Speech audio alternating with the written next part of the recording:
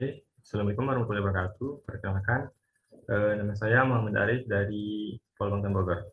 Di sini saya akan sedikit menjelaskan mengenai manajemen waktu, yang mana manajemen waktu ini adalah kunci keberhasilan pribadi seorang yang profesional.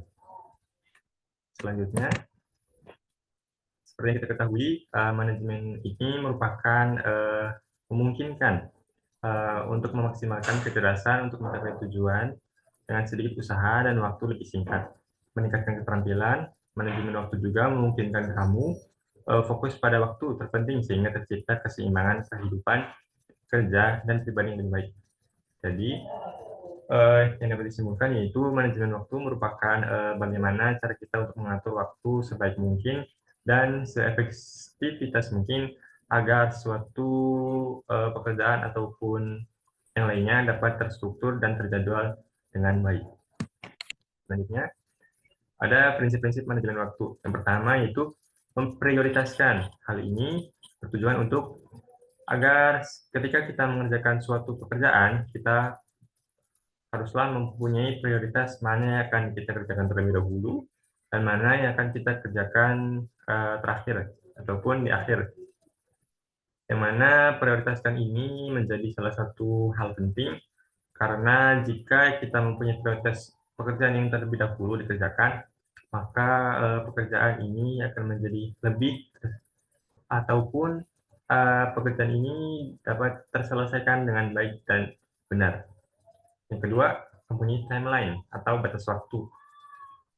Batas waktu ini haruslah kita tentukan seberapa lama pekerjaan ini akan kita selesaikan karena yang kita ketahui juga pekerjaan yang ada dapat terselesaikan ataupun dapat diselesaikan dengan waktu yang sudah ditentukan. Untuk batas waktu kali ini, untuk batas waktu kita dapat merange-nya dalam skala ataupun kita dapat menentukannya sesuai dengan kemampuan yang kita miliki. Yang selanjutnya yaitu ada prokrastinasi ataupun jangan menunda-nunda pekerjaan. Intinya prokrastinasi ini yaitu kecenderungan perilaku seseorang individu untuk menunda-nunda dalam memulai ataupun menyelesaikan suatu pekerjaan secara menyeluruh dan melakukan kegiatan lain yang tidak berguna. Jadi prokrastinasi ini suatu tindakan seseorang ataupun mahasiswa yang mana seringkali membuang-buang waktunya dalam hal-hal yang tidak penting, contohnya bermain game, menongkrong, dan juga lain-lainnya. Hal ini harus dihindari karena dapat memicu kepada manajemen waktu yang buruk. Selanjutnya ada alat dan teknik. Untuk alat dan teknik yang dapat dilakukan dalam manajemen waktu ini bisa menggunakan kalender. Hal ini kita dapat lakukan dengan memberikan tanda bulatan ataupun tanda checklist pada kalender agar sebagai pengingat kita ketika ada suatu kegiatan ataupun acara dalam suatu agenda. Yang kedua yaitu to-do list atau merange ataupun membuat jadwal terstruktur yang mana hal-hal apa saja yang akan kita kerjakan dalam satu hari ini. Yang terakhir ada delegasi tugas yang mana delegasi tugas ini bertujuan agar penyelesaian tugas ini secara maksimal dan terstruktur sesuai dengan waktu yang sudah ditentukan.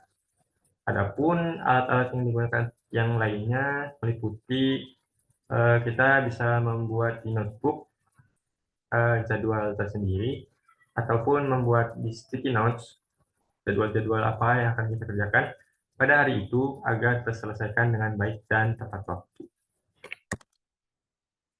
Selanjutnya, ada perencanaan harian. Perencanaan harian dengan kolom untuk tugas utama dan waktu luang. Untuk perencanaan harian ini dikerjakan pada hari itu agar semuanya lebih terstruktur. Yang mana jika kita mempunyai perencanaan harian pada hari itu, misal pada pagi hari kita melakukan jogging, lalu kita sarapan pagi, lalu habis itu mandi, habis itu mulai merawat diri, habis itu berangkat kerja, dan seterusnya, sampai hari itu berakhir dan kita kembali untuk beristirahat. Perencanaan harian ini sangat penting karena yang mana perencanaan harian ini dapat menjadi salah satu acuan kita untuk melakukan kegiatan yang akan kita lakukan dalam satu hari itu. And next, mengatasi gangguan. Untuk mengatasi gangguan ini ada identifikasi atau tangani penyebab gangguan. Kita harus mengidentifikasi dan menangani penyebab dari gangguan yang menyebabkan kita tidak bisa fokus dalam manajemen waktu.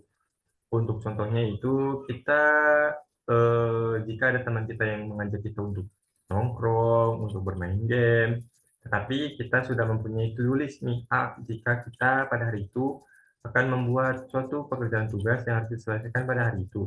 Jadi alangkah baiknya kita menolaknya secara halus agar teman kita juga tidak merasa tersinggung dan pekerjaan kita bisa terselesaikan dengan tepat waktu tanpa adanya gangguan dan hambatan. And the next is pengelolaan stres.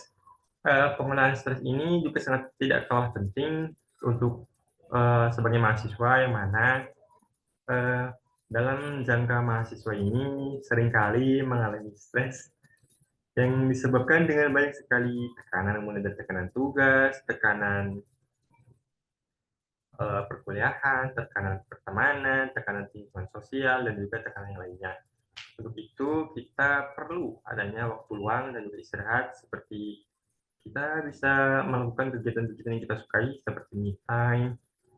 Me time, contohnya me time itu bisa dengan menonton film favorit kita, mendengarkan musik favorit kita, serta bisa juga menonton bioskop, ataupun jika kita ingin holiday, ataupun berlibur, itu juga bisa sangat-sangat membantu dalam pengelolaan stres.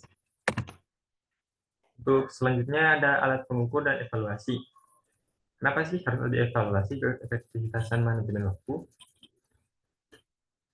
Evaluasi ini tidak kalah penting dalam manajemen waktu karena berperan dalam seberapa kita mengetahui kekurangan yang kita lakukan dalam manajemen waktu ini, dan kedepannya evaluasi ini berguna agar kita bisa menjadi lebih baik dalam skala manajemen waktu dan apa yang telah kita jadwalkan, apa yang telah kita rancang sedemikian rupa bisa terlaksana dengan tepat dan juga efektif.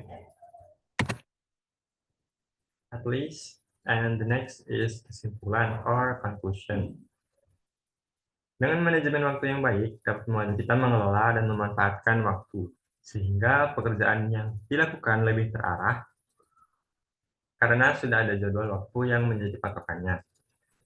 Dengan manajemen waktu yang baik juga, kita dapat meningkatkan value dari diri kita karena dengan manajemen waktu yang telah kita buat, kita menjadi lebih terstruktur dalam menjadi hari-hari kita dan dapat menyelesaikan pekerjaan kita dengan baik dan juga tepat waktu. Mungkin untuk kesimpulan dari manajemen waktu ini yaitu manajemen waktu ini dari pendapat saya pribadi yaitu sangat-sangat penting karena dengan manajemen waktu ini kita menjadi terarah, terukur, dan juga terstruktur dalam menjalani suatu hari-hari kita ataupun suatu pekerjaan kita sebagai mahasiswa menjadi lebih efektif dan juga lebih terarah, tidak ada kata-kata contohnya itu aduh males banget nih, padahal kita sudah membuat to-do list nih apa aja yang kita jadwalkan hari ini. Maka untuk yang paling penting juga, jika kita sudah membuat jadwal-jadwal ataupun to-do list pada hari ini, yaitu kita sebisa mungkin harus konsisten untuk melakukannya. Oke. Mungkin hanya sekian yang dapat saya sampaikan. Wabillahi taufiq wal hidayah. Wassalamualaikum warahmatullahi wabarakatuh.